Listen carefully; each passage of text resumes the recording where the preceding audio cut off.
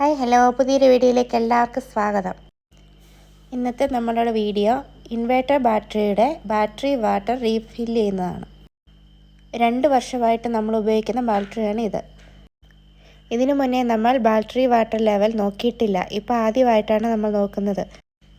എല്ലാ ഷെല്ലിലും battery water level തീരെ കുറവായിരുന്നു.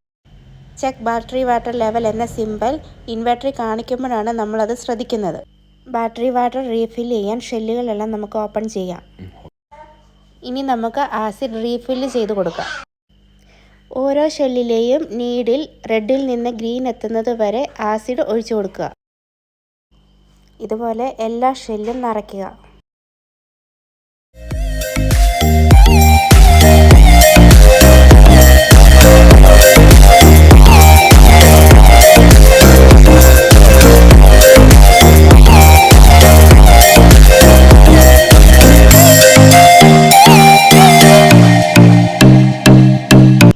വീഡിയോ ഇഷ്ടമായ ലൈക്ക് ചെയ്യുക, ഷെയർ ചെയ്യുക, കമൻറ്റ് ചെയ്യുക.